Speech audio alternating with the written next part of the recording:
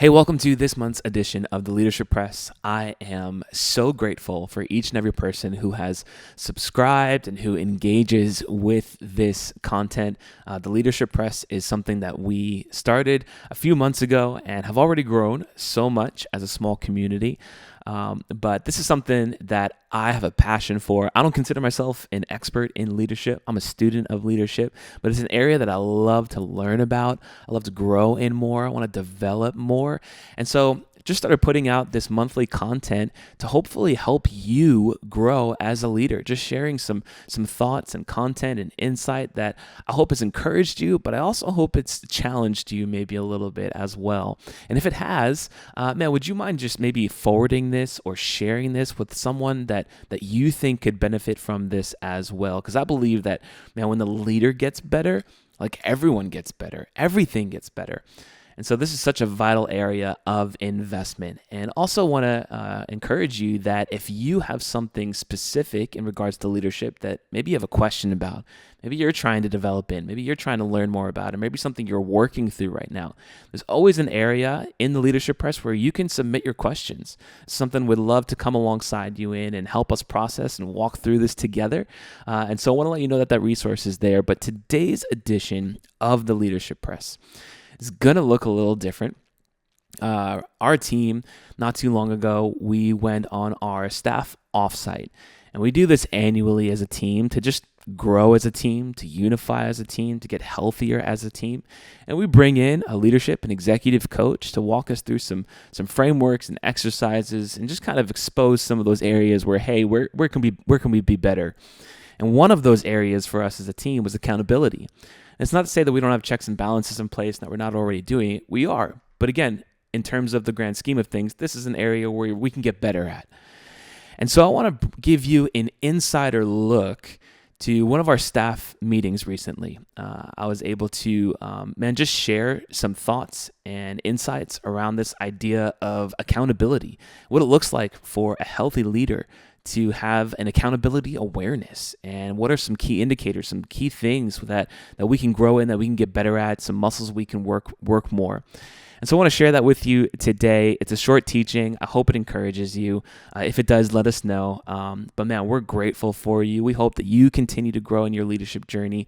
We're with you. We're for you. We love you, and hope to hear from you soon. Matthew chapter 25, starting verse 14. Again, it will be like a man going on a journey who called his servants and entrusted his wealth to them. To one he gave 5 bags of gold, to another 2 bags, and to another 1 bag, each according to his ability. Then he went on his journey.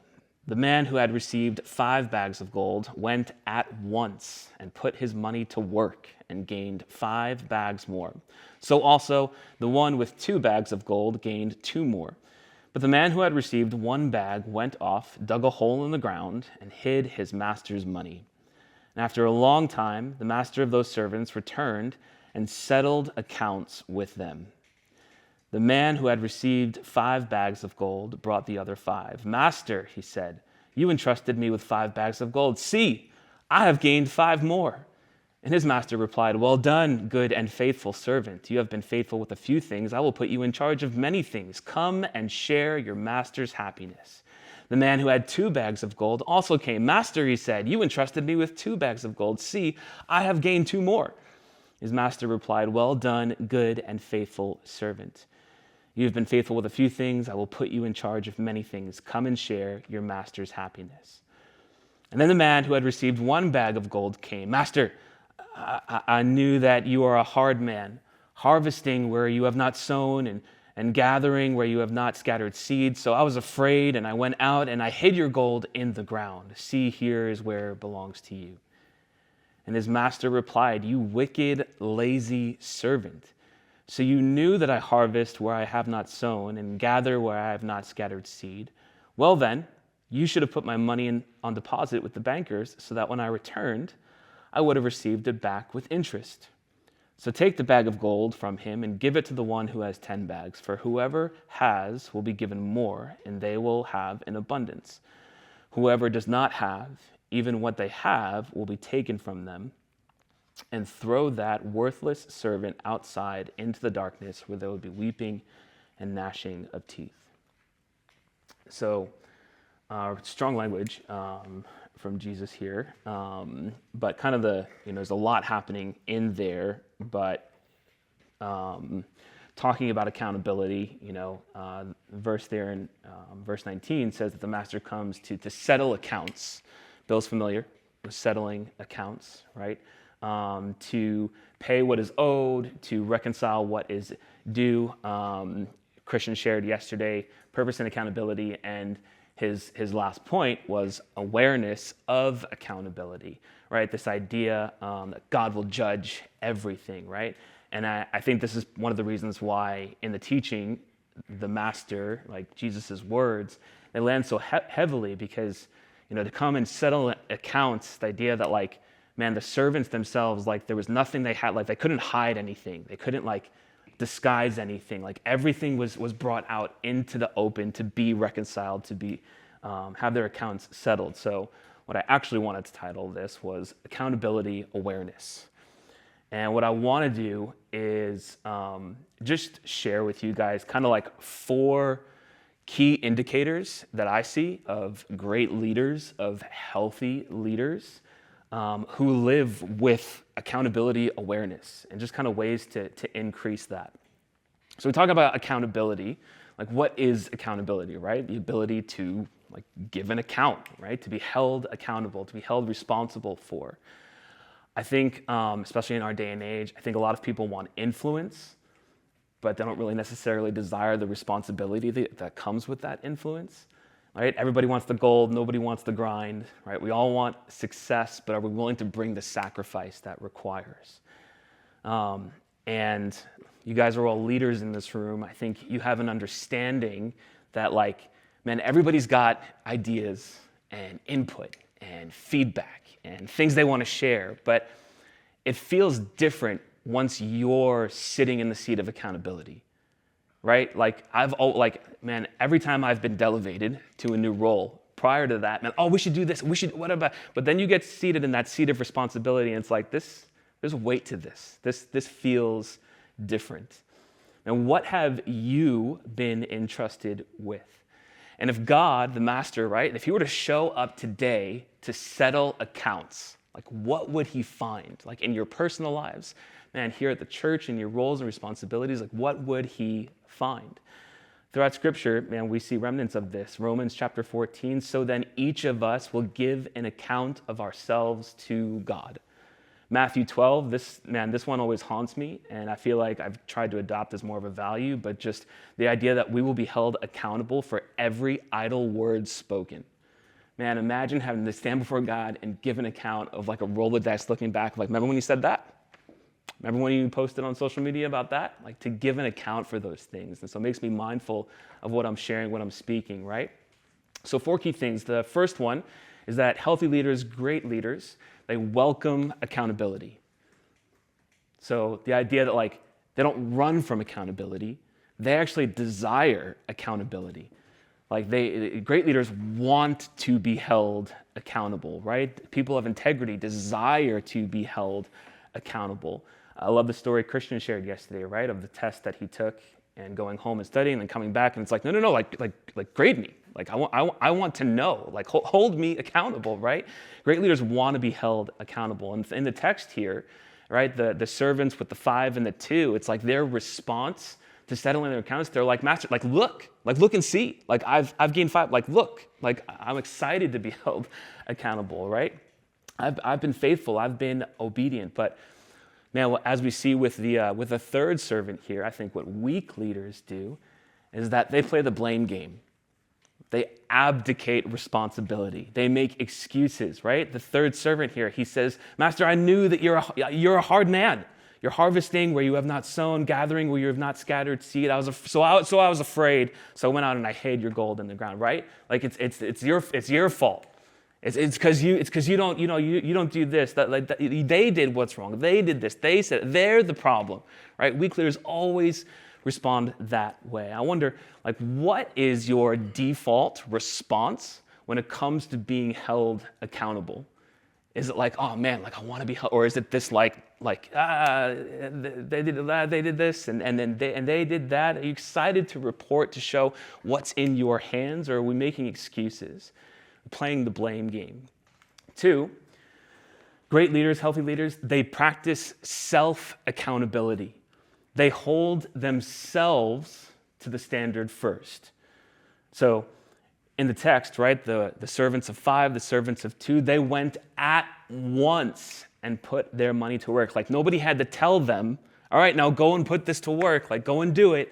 Like no, they went at once of their own. I'm trying to teach accountability to my 16-year-old son right now, and it is extremely frustrating because how many times do I have to tell you to like do the dishes? Dude, every Monday, every Tuesday, we have dinner. There's gonna be dirty dishes. You're the one responsible. Like, why am I always having to come on top of you and say these things, right? How many mornings do we have to wake up and him go, I don't have any clean pants? Like before he wakes up and realizes, like, you're responsible for your laundry. Like you need to stay on top of these things, right? It's frustrating because I'm not trying to be a tyrant, right? I'm not trying to dominate. I'm trying to train him. I'm trying to teach him something. I'm trying to prepare him because I'm not always going to be there, right? It's not going to be 37. Hey, did you do your laundry? Hey, did you wash the dishes? No, like there's a difference in maturity, right? Maturity is like, I don't need somebody else to check in on me and tell me to do the things that I know are right, to do the things that I know that I need to do, right? I hold myself accountable. And I'm not saying that we shouldn't have, the proper checks and balances. Of course, we should have those things. But mature leaders, they hold themselves accountable, right? David writes in Psalm 139, I love this, search me, God, and know my heart. Test me, know my anxious thoughts, he says. See if there's any offensive way in me and lead me in the way everlasting. This idea that healthy leadership begins with me. It starts with me holding myself accountable. Like I set the tone. What is my heart's posture? How strong is my communication? Like what's my mindset going into this thing? I've got to get me right before I try and lead others right. Right? And holding myself to a higher standard allows me to hold others to a high standard as well. Right? We can't be expecting our volunteers and our teams to do things that we ourselves are not willing to do. And so, leads us to point number 3. Great leaders, healthy leaders, they model the expectation. Like they set the tone by example. So, if you guys want your teams to show up early, man, you need to show up early. Like if I'm going to ask you, Passion Over Comfort, to push you outside of your comfort zone, I've got to be willing to get outside of my comfort zone. I got to do the same, right? If I'm going to ask you to be positive and have a good attitude, I can't be walking around being critical and negative all the time. That's why it's so important for us to set the example, because you can't hold people accountable to an expectation that was never set. So as the leader, we set the expectation, we set the model. Or even worse, you ever worked around or known like a double standard leader, right? These are the leaders who say one thing, but they live a complete opposite to that. Like the only thing consistent about them is that they're inconsistent. And I think this is why it's so important that we have our team, that we have people in our corner who will hold us accountable, right? Who love us enough to be honest with us and to be clear with us. Brene Brown, right, says clear is kind. And so, yes, I try my best to hold myself accountable, but like I've got blind spots. I've got things that I can't see, and so do you. And so do we have people in our lives that we can go to and honestly ask, like, hey, what are my blind spots? Like, what did I miss? Help me. Like, what am I even speaking about my life that like you don't see being lived out? I don't want that to be a gap there, right? And so leaders will hold themselves accountable to their own mistakes and their own blind spots, and they'll take responsibility. And I think that as we embrace this and as we do these things, this is the kind of culture that really builds trust and ultimately creates buy-in. And lastly here, number 4, healthy leaders, great leaders, they own their calling. So they're accountable for their assignment, not somebody else's gifting, right? Comparison will destroy your contentment and it will sabotage your calling. And so how am I fully able to embrace my calling if I'm always prioritizing and focused on everybody else's gifting? I'm constantly comparing myself to each other, right? Each of the servants really had the same assignment. Be faithful. Be faithful. Be a good steward, right? And when it came time to settle accounts, the one who was given 5 was held accountable for the 5. He wasn't held accountable for 2. He was held accountable for the 5. The one who was given 2 wasn't accountable for the 5. This is accountable for the 2, right? To each that they were given. But I think the trap is that we often start playing like the comparison game. Hey, that guy, he's got so much more talent than I do. He's more talented than me. We start to play the comparison game.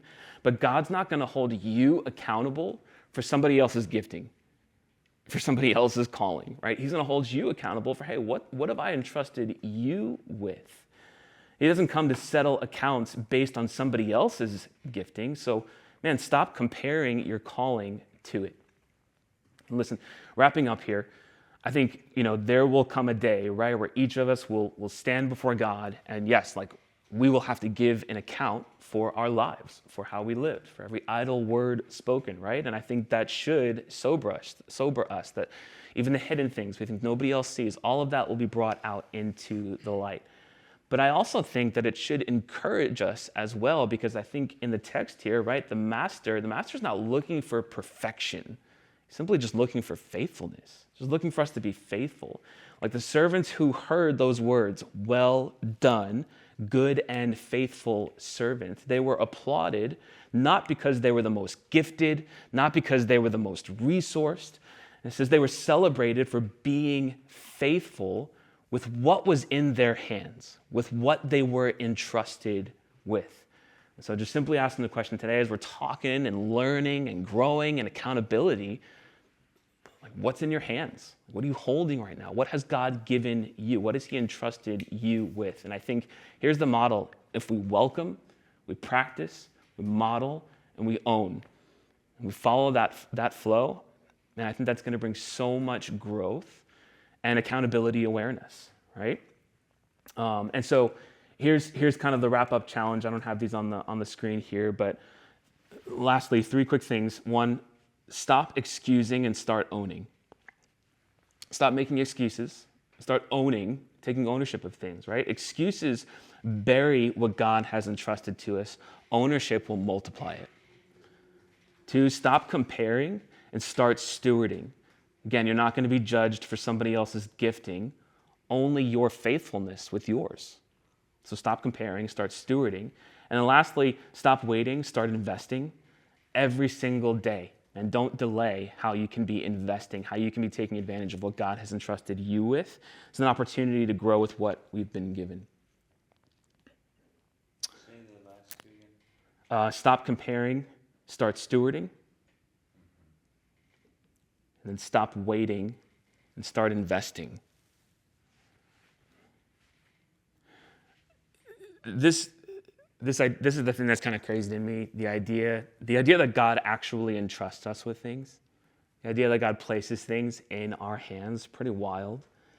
And I think it's even crazier to me to think that God doesn't unintentionally just drop things into our hands. I think he places things in our hands because he actually believes that we can be faithful with it.